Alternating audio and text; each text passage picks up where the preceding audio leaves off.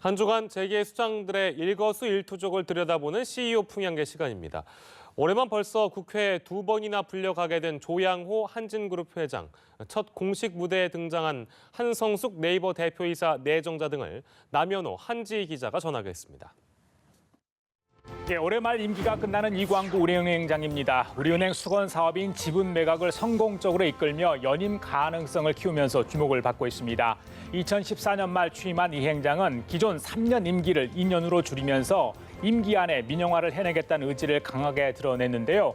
정부의 우리은행 지분 매각 방침이 정해진 이후에 전 세계를 돌아다니며 기관 투자자들을 만나 설득에 나서기도 했습니다. 결국 약속을 지켰습니다.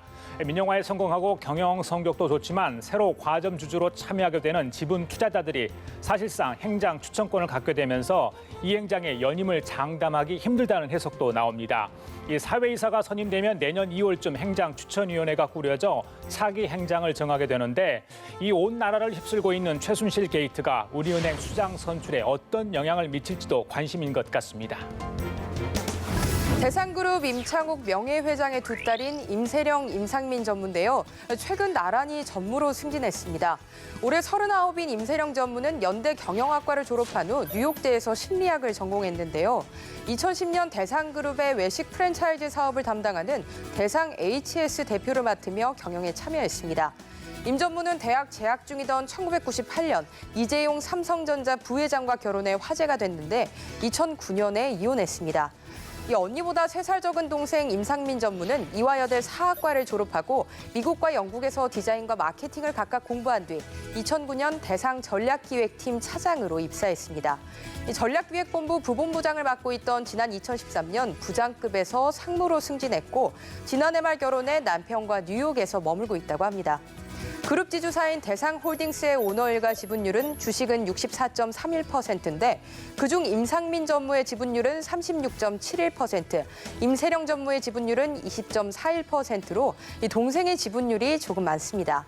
자매가 나란히 30대의 나이에 전무 자리에 오르면서 이 재계에서는 대상그룹의 3세 경영체제가 본격화할 것이라는 관측이 나오고 있습니다. 올해 가장 힘든 시기를 보낸 그룹 총수 중 한 명이 아닐까요? 조양호 한진그룹 회장입니다. 조 회장 다음 달 5일 열리는 최순실 국정농단 국회 국정조사 증인으로 채택된 9명의 총수에 포함이 됐는데요. 지난달 국회 정무위원회 국정감사에 출석했으니 이번에 출석에 응하면 올해에만 2번씩이나 국회에 불려가게 되는 겁니다.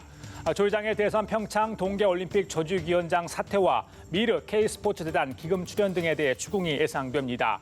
또 한진해운 법정 관리에 대한 정권 실세 개입 의혹도 거론될 가능성이 제기됩니다.